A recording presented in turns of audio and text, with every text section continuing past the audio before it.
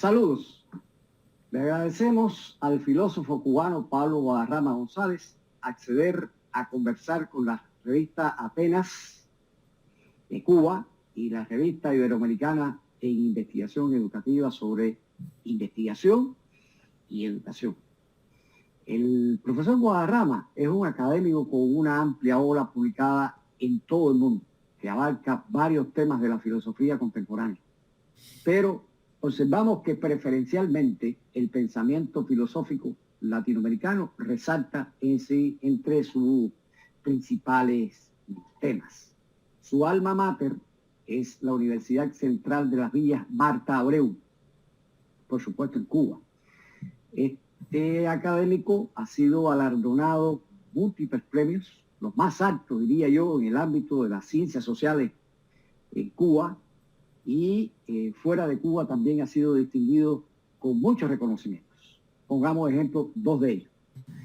La Universidad Nacional de Trujillo en Perú le concedió el doctorado honoris causa, y en una fecha más reciente, el Ministerio de Ciencia, Tecnología e Innovación en Colombia le distinguió como investigador de mérito. Es para nosotros, por supuesto, un privilegio contar con la posibilidad de conversar sobre estos temas, decía, de investigación y de educación con el doctor Pablo Guadarrama. Entonces, doctor, es un gusto. Gracias. La primera pregunta que le haremos es que, bueno, en su condición de filósofo, académico, investigador, y la que nunca usted ha abandonado su condición de profesor, ¿qué considera usted sobre el hecho de que los docentes deban ser investigadores en su disciplina y además, digamos que por las complejidades de las interacciones de este mundo moderno, de los fenómenos con los que interactúa en el entorno de su desempeño profesional? Bueno, ante todo, Erwin, quiero agradecerle, ¿no?, la posibilidad de presentar algunas reflexiones sobre estos temas tan vitales para un profesor, para un docente en cualquiera de los niveles educativos, pero bueno, sobre todo en la educación superior, mucho más. Yo diría que antes de ofrecer una respuesta a esa pregunta tan interesante, yo creo que todo docente debe tener muy claro que hay unas determinadas concepciones antropológicas que debe tener bien fundamentada, porque bueno, la materia prima con la cual trabajamos son niños, adolescentes, jóvenes, seres humanos, y hay que tener claridad si en esos seres humanos existe una presunta naturaleza humana, como a veces se utiliza, ¿no?, que biológicamente pareciera como predeterminada, ¿no? Que el hombre tiene una naturaleza, así trasladamos un mundo de la naturaleza a algo tan complejo como la sociedad humana, ¿no? Y tampoco admitir que existe una metafísica, esencia humana, más allá, ¿no?, de lo real, ¿no?, sino que es más abstracto, ¿no? Yo creo que en verdad lo que existe es una condición humana, una contradictoria condición humana, como un proyecto de investigación que como auspicio de la UNESCO propiciamos desde el año 2001 y que está en internet, sobre en qué medida el pensamiento latinoamericano ha reflexionado, ¿no?, sobre la condición humana. Y hay varios libros ya publicados en México, Argentina, Cuba, aquí en Colombia, Perú, en fin, que está en la página web ensayistas.org, ¿no?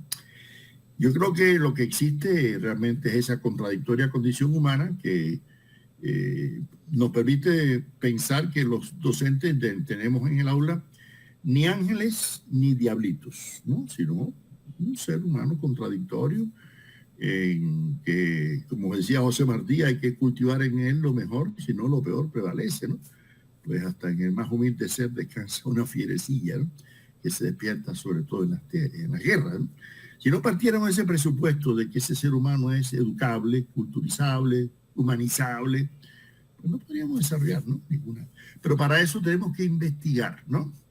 Y sobre todo en la educación superior. Yo creo que es indispensable para un profesor universitario ser un investigador, ¿no? Especialmente en la disciplina, ¿no?, en que trabaja. Yo cuando estudiaba en Alemania, en la Universidad de Leipzig, nunca tuve a un profesor que me diera conferencias que no fuera o por su libro o por los resultados de su investigación que ya estaba próximo a publicarse, ¿no?, en un libro, ¿no?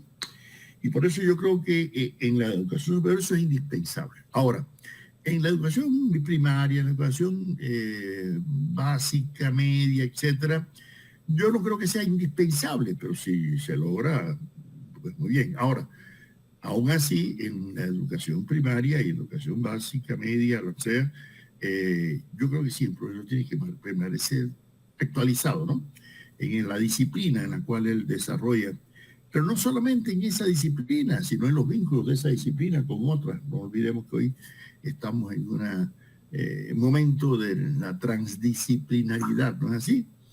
Y yo creo que, aunque los investigadores debemos ser necesariamente no investigadores del entorno, digamos, social o sociocultural o socioeconómico, sin embargo, sí tenemos que estar al tanto, ¿no?, del medio ambiente social, ¿no?, en el cual desarrollamos nuestra actividad docente e investigativa, porque no puede estar, ¿no?, digamos, desconectada de extramuros, como algunos profesores que piensan que están dando lo mismo una clase en Harvard, ¿no?, que en La Habana, ¿no? No es igual, ¿no? Hay ambientes sociales, económicos, políticos que tienen que estar permanentes, ¿no?, en la práctica docente. Para mí debe existir una orgánica relación entre ciencia, docencia y conciencia, ¿no? ¿Y esto qué quiere decir? Que lo que aspira un profesor es a formar ciudadanos, ¿no?, con una serie de valores, ¿no?, y no siempre de competencia para emular directamente en un mercado, ¿no?, como se trata de presentar hoy en día en algunas tecnologías educativas, sino en capacidades también, en valores, en posibilidades solidarias, y para que prevalezca, ¿no?, la conformación de un ser humanista, solidario, que realmente pueda enriquecer la sociedad en la cual vive y se prepara para el futuro, ¿no?, inmediato. Entonces, por eso es que yo creo que es indispensable que los investigadores, profesores o los profesores investigadores, como queramos llamarle, articulen debidamente, ¿no?, esos tres momentos, ¿no? Son ciencia, docencia y conciencia. Es para mí esencial. Bueno, muy bien. Pasamos entonces a una segunda pregunta. Y bueno, nos mantenemos dentro del campo investigativo.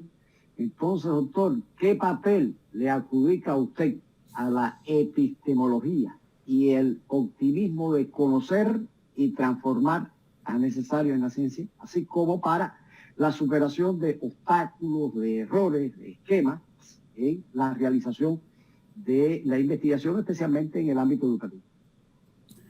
Bueno, a mí parece que un profesor en cualquiera de los niveles educativos debe tener un mínimo. No es que se convierta en un filósofo de la ciencia, no.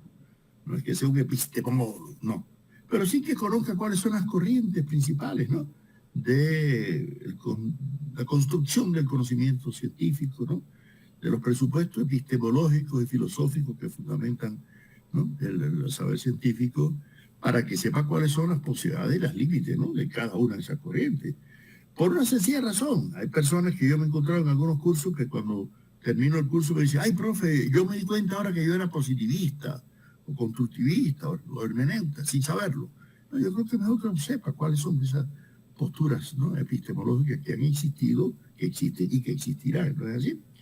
Porque, en primer lugar, epistemológicamente un docente debe tener claridad y transmitírselo, ¿no?, a las nuevas generaciones, que la única verdad absoluta que existe, por lo menos para la ciencia y para la filosofía, no para la religión, es que la verdad absoluta no existe.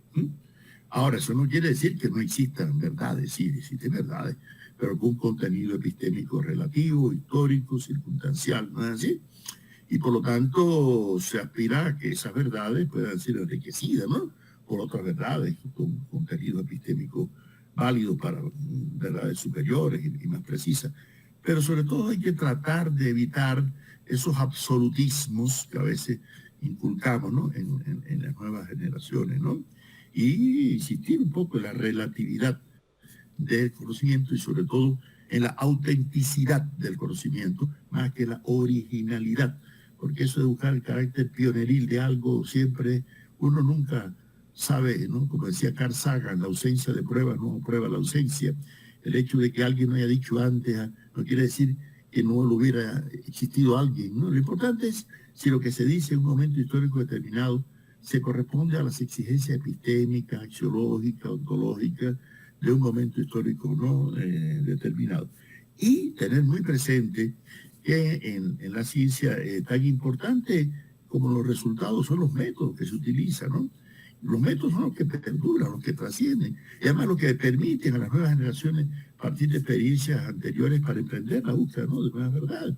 Y yo creo que hay que tratar de inculcarle, ¿no?, a los jóvenes, a los adolescentes, buscar, que busquen por sí mismos, ¿no?, los métodos que utilizaron científicos, pensadores, ¿no?, anteriores, no para ver en qué se equivocaron, como decía Engels, no para ver en qué aportaron de nuevo con relación a sus antecesores y qué métodos utilizaron para resolver sus problemas en su época, si eso nos puede servir. Porque lo que trasciende en última instancia es más el método, ¿no?, que esos resultados que son verdades efímeras y relativas, ¿no? Y por eso el estudiante hay que inculcarle la idea de dudar de todo, ¿no? Dudar de todo no quiere decir caer en el escepticismo de Pirrón de Elis, no. Yo diría mejor en un escepticismo socrático o de la docta ignorancia de Pico de la Mirandola o de Nicolás de Cusa o de Renato Descartes, ¿no? Es decir, una duda, un escepticismo creador, ¿no es así? Un escepticismo como Popper tal vez inculcaría, así que uno puede dudar de todo menos de que está dudando, ¿no? Y que piensa existe, como decía Descartes. Claro que en algunos lugares pensar es medio problemático, ¿no?, como planteaba Iván Forreste, porque a veces pensar es cuestionarse los poderes existentes, ¿no?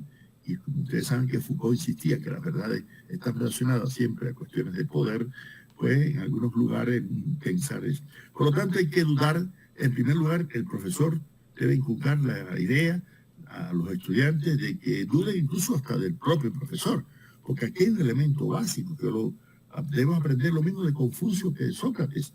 El mejor maestro es el que reconoce la superioridad potencial, ¿no?, de sus discípulos y contribuye a desarrollarla. De lo contrario, las nuevas generaciones, en lugar de progresar, involucionarían o se caerían estancadas, ¿no?, al mismo nivel.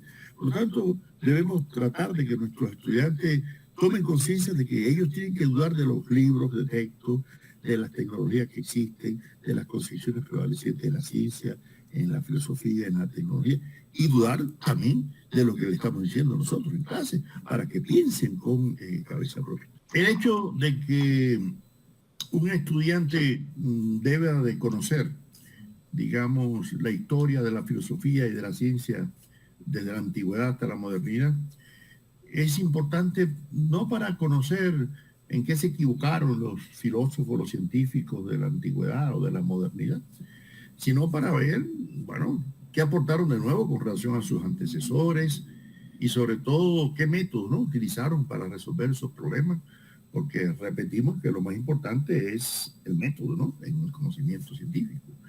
Y hay que tratar de que los estudiantes generen pensamientos metodológicos innovadores, ¿no? Esa es porque el hecho de que existan métodos ya, técnicas existentes, no quiere decir que ya sean las únicas, ¿no?, que deben tomarse en consideración, ¿no? Y además creo que para eso el docente debe tratar de inculcarle, ¿no?, un optimismo epistemológico, es decir, una confianza en el conocimiento, de que es posible conocer y por lo tanto evitar cualquier tipo de agnosticismo, porque no es lo mismo una postura escéptica, de dudar, ¿no?, pero dudar con confianza en que se puede llegar a conocer, ¿no?, a una postura agnóstica, que significa no, que no se puede llegar a conocer, ¿no?, la naturaleza de las cosas. Ahora, recordemos que conocer la esencia de las cosas no es una tarea fácil, ¿no? Marx decía que si la esencia coincidiera con la apariencia, la ciencia no haría falta, pero como que la ciencia tiene que descubrir la esencia que está detrás de la apariencia, pues por eso no hace falta, ¿no? De la misma forma que Marx insistía ya en el siglo XIX, que en el futuro habrá una articulación entre las ciencias naturales y las ciencias sociales, y habrá una sola ciencia, decía, la ciencia del hombre. Es lo que estamos viendo hoy con los enfoques transdisciplinares, ¿no? De integración, no de los saberes. Por lo tanto, yo creo que la investigación en la educación en general debe tener presente esos presupuestos, ¿no? Epistemológicos de que es posible, ¿no? Enriquecer los métodos y los resultados, ¿no? Para lograr conocimiento superior y transmitirle a las nuevas generaciones ese optimismo, ¿no? Epistemológico. Bueno, muy bien, doctor. Muy relacionado con estas consideraciones suyas, le sugerimos pensar en lo siguiente. ¿Qué significado le atribuye usted al denominado pensamiento crítico y al necesario cuestionamiento para superar reduccionismos epistemológicos, esquematismos y, bueno, otros elementos de esta naturaleza que puedan frenar, que puedan obstaculizar el proceso investigativo? Bueno, primero, los reduccionismos epistemológicos han existido siempre, desde la antigüedad hasta nuestros días, existen hoy y van a existir. Van a aparecer nuevos reduccionismos, ¿no? Porque siempre hay una tendencia a veces a hiperbolizar, ¿no? Una perspectiva del conocimiento de la realidad desde un ángulo, de una disciplina, etcétera.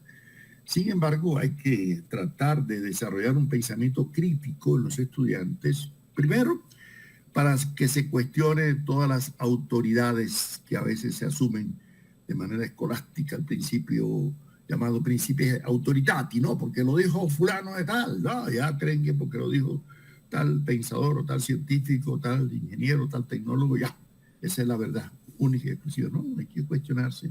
Y por eso hay que estimular, ¿no? Ese pensamiento crítico, que crítico no quiere decir negaciones, negar los valores, no, al contrario, quiere decir sopesarlos, justipreciarlos, ¿no?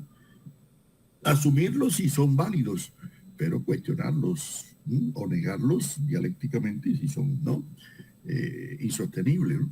Y por eso hay que estimular una perspectiva holista, integradora, sistémica, dialéctica, compleja, de la comprensión de la realidad, por una sencilla razón, es que la realidad está multifactorialmente determinada, por lo tanto no se debe reducir a un solo factor, ¿no? El conocimiento de la realidad. Que hay factores que son determinantes y hay otros que son condicionantes, sí. Que hay factores que son necesarios y otros son casuales o contingentes, sí. Y que la realidad es ese desarrollo contradictorio de todos esos elementos. Pero ahí es donde hay que estimular el pensamiento crítico, ¿no? En las nuevas generaciones. Y sobre todo una crítica también a innumerables fenómenos sociales que no constituyen para nada expresión de la cultura, porque cultura y sociedad son términos que no son idénticos, ¿no? No todo todo lo cultural es social, pero no todo lo social es cultural, cuidado. El ser humano produce también excrescencias sociales que atentan contra la propia condición humana, ¿no es así? Es decir, hay fenómenos que son contraculturales, anticulturales, enajenantes, ¿no? Y las tecnologías pueden serlo. Hoy en día estamos utilizando, mira, esta posibilidad tecnológica de Internet, pero la Internet no es que sea buena ni mala, depende para lo que usted lo utilice, si lo utiliza para la docencia, para la cultura, para la salud, etcétera, pero si lo utiliza para pornografía infantil es nefasta, ¿no? Así.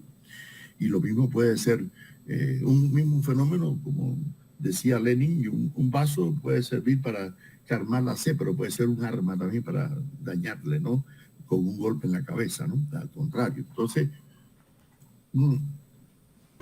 ¿qué quiere decir? Que hay que desarrollar un pensamiento crítico con proyección axiológica, porque la cultura es lo que tiene un contenido axiológico favorable, ¿no? Por eso se habla desde la antigüedad, con término cultura en latín, agricultura es para producir valores en la naturaleza biológica de las plantas, mejorarla, ¿no? Igual que a ningún piscicultor se le ocurre sembrar un estanque de peces venenosos, ¿no? Horrible, sino para mejorarlo, comestibles o por lo menos ornamentales, ¿no?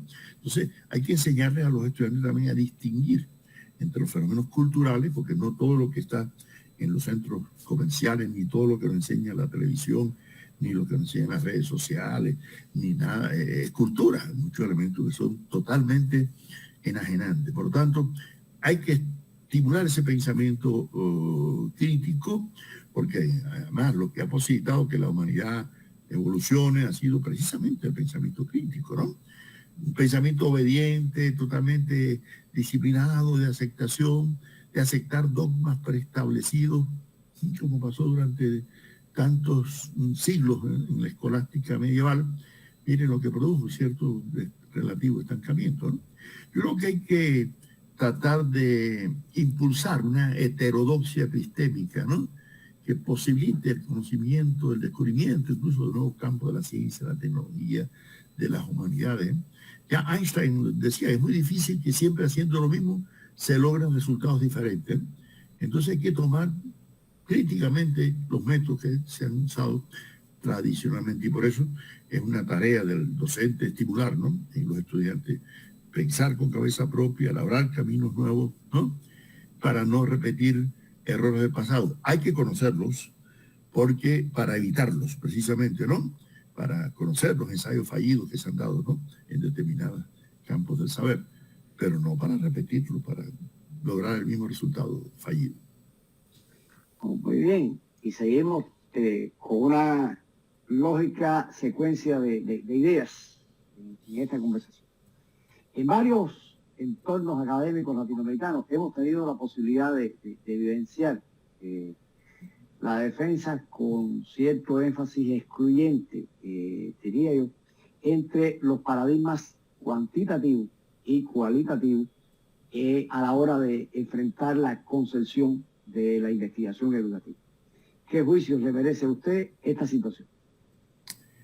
Bueno, toda la realidad del mundo, de lo que nos rodea, del universo, y no solamente el mundo natural, el mundo social, el mundo del pensamiento, está conformado por innumerables fenómenos y procesos que necesariamente para ser conocido, comprendido, valorado en sus múltiples determinaciones, necesariamente tienen expresiones tanto cuantitativas como cualitativas, en distintos grados, por supuesto, y en distintas expresiones, ¿no es así? Por lo tanto, creo que es un error hiperbolizar lo mismo los enfoques cuantitativos que los enfoques cualitativos, ¿no?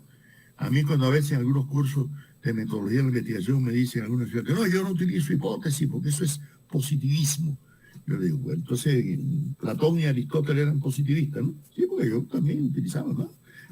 las hipótesis y las definía, ¿no? Yo creo que es realmente un error, ¿no? Pensar que porque se utilicen hipótesis ya, eso es ser positivista. En primer lugar, un poco desconocer, ¿no? Y hemos estudiado un poco el tema del positivismo, su impacto en América Latina, en algunos de nuestros libros, para demostrar que en primer lugar el positivismo no todo lo que plantea es erróneo, cuidado, hay muchos elementos que hemos asumido también, porque nadie puede negar el papel de los hechos, ¿no? De los fenómenos y de la determinación cuantitativa. Lo que es erróneo es hiperbolizarlo, es otra cuestión. Yo creo que desde que la ciencia, a mediados del siglo XIX, comenzaron a descubrir que el ser humano no es solamente un ser racional, ¿no? Sino que hay elementos irracionales o arracionales, volitivos, afectivos, emotivos, eróticos, estéticos, éticos, etc. Es decir, empezaron a darse cuenta de que en la realidad no todo puede ser explicado, pero sí comprendido o valorado, justipreciado, donde la dimensión hermenéutica desempeña un papel. De acuerdo, pero eso no quiere decir que yo hiperbolice la dimensión hermenéutica o hiperbolice la determinación cuantitativa de que todo tiene que ser sometido, ¿no?, a un riguroso análisis estadístico. Porque creo que Max Twain, que no era ni científico ni filósofo, decía, existe la verdad, la mentira y las estadísticas. ¿No es así? Depende cómo se utilicen, ¿no?, las estadísticas, ¿no? Porque siempre recuerdo esa anécdota que plantea Robert Day en su magnífico libro de cómo escribir trabajos científicos, ¿no?, que dice que un grupo de médicos norteamericanos trataron de hacer la validez de un nuevo antibiótico, ¿no?, en ratones, y descubrieron al final que el 33.33% de los ratones se curaron, ¿no?, con el nuevo antibiótico, pero el 33.33% no se curó con el nuevo antibiótico. Y el tercer ratón se escapó. Lamentablemente se hicieron la muestra con 3 ratones. Pues así sucede en ocasiones con algunas encuestas estadísticas, ¿no es así? Por eso Lenin decía, las estadísticas demuestran todo, las estadísticas no demuestran nada, depende cómo se manejen, ¿no?, las estadísticas, ¿no es así? Por lo tanto, yo creo que hay que tener cuidado y no hiperbolizar ni lo cuantitativo ni lo cualitativo, porque además hay otro fenómeno. Hay muchos procesos y fenómenos de la realidad que no pueden ser verificados de manera empírica, ¿no?, que se puedan medir, que se puedan cuantificar, ¿no? Ahora, eso no significa que no tengan magnitudes, cuidado, y que estocásticamente no se pueda llegar a que en un momento determinado probabilísticamente se valide, ¿no es así? Por lo tanto, es importante una adecuada interrelación, ¿no?, entre enfoques cuantitativos y cualitativos. Y me parece que los docentes estamos obligados a demostrarles a los estudiantes en nuestras respectivas disciplinas, con algunos ejemplos fehacientes, ¿no?, donde se pueden cometer errores al hiperbolizar los métodos cuantitativos o los métodos cualitativos, y demostrarles que si no hay una adecuada articulación en ambos métodos, con enfoques, repito, holísticos, dialécticos, sistémicos, complejos, ¿no?, que subsuman, que integren, ¿no?, todo el conocimiento de la realidad, pues podremos formar generaciones un poco reduccionistas, porque esa es otra forma, ¿no?, de reduccionismo epistemológico. Nosotros sostenemos que la innovación docente está asociada a procesos de investigación y ambos son muy necesarios en los contextos universitarios contemporáneos. O sea, ambos procesos creo que van de la mano. ¿Cómo usted considera que deben estimularse ambos procesos de forma coherente? O sea, nos referimos a la investigación y a la innovación docente, especialmente dentro de las universidades hoy día. Bueno, yo creo que la innovación docente, en primer lugar, no debe ser el producto de una investigación educativa que tenga como método simplemente el éxito-error, ¿no? Porque primero, a diferencia del que experimenta en el mundo inorgánico con una sustancia química o con un proceso de plantas o animales, en la educación se trata de niños, de adolescentes, de jóvenes, ¿no? Y esto exige un tratamiento diferenciado sustancialmente, ¿no?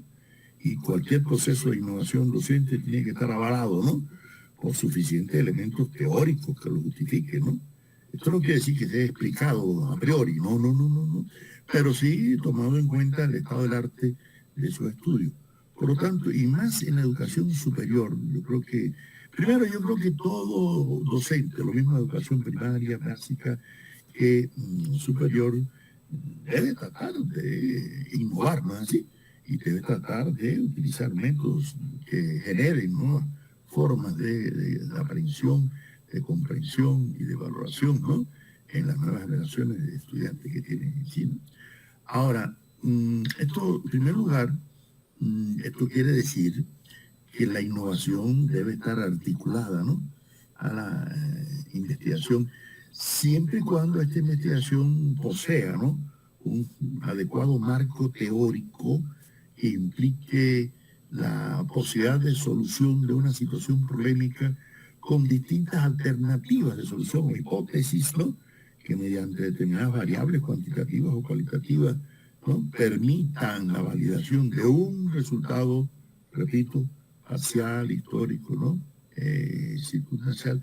Y para eso se presupone el levantamiento de un estado del arte sobre temas parecidos, análogos, algo similares, pero nunca idénticos al tema que estamos investigando, ¿no?, en particular. Y eso puede justificar, ¿no?, la búsqueda de nuevos métodos, sin que se desconozcan, ¿no?, los métodos anteriores. No se pueden echar, por supuesto, al cesto de los papeles, ¿no? Pero la innovación, repito, a mi juicio, debe estar fundamentada también teóricamente, metodológicamente, para que tenga, ¿no?, un efecto realmente no contraproducente, sino efectivo de mejoramiento, ¿no?, de la actividad docente, pedagógica y educativa. Bueno, doctor, nosotros muy satisfechos. Nosotros, o sea, reitero nuestra postura en nombre de los dos colectivos editoriales de ambas revistas. Le agradecemos sobremanera su disposición, su tiempo, su atención, el hecho de habernos permitido acceder.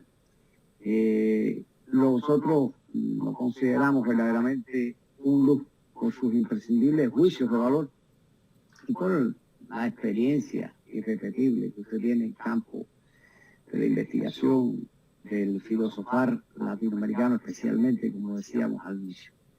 Y bueno, nuestro agradecimiento, y finalmente sobre este tema del que hemos conversado de pasión e investigación, unas últimas palabras suyas. Si usted lo considera, para nosotros sería ese lujo final de este encuentro. Bueno, realmente yo quisiera solamente añadir que la profesión de la docencia es algo muy bello, ¿no? Es algo de extraordinarias satisfacciones, pero exige, claro, sacrificio, ¿no? Por lo que solamente el que la desarrolla con un amor profundo y con una satisfacción de los resultados que logra en las nuevas generaciones que prepara y que lo debe preparar, ¿no?, lo mejor posible. Y es una labor que exige, ¿no?, una dedicación más allá, ¿no?, de una jornada laboral, ¿no?, tradicional. Yo descubrí mi inclinación por la docencia cuando alfabeticé con apenas 11 años a 5 campesinos, ¿no?, en la campaña de alfabetización en Cuba, y lo veré que aquellos campesinos que tomaban el lápiz como si fuera un asadón al final de un año escribieran una carta, ¿no? Realmente esa es la mayor satisfacción que se puede, ¿no?, lograr en la labor docente, ¿eh? Ahora, creo que todo profesor, lo mismo en cualquier nivel de la enseñanza, tiene que mantener un ritmo de enriquecimiento de su formación profesional, que no debe limitarse, repito, a su disciplina, debe también ampliar, ¿no?, a otras esferas del saber y sobre todo de las artes, de las humanidades, y no reducirse al tecnologismo, porque, como decía David Truman, el profesional que solamente tenga un conocimiento técnico de su disciplina y no un mínimo de cultura humanística constituye una terrible amenaza, ¿no?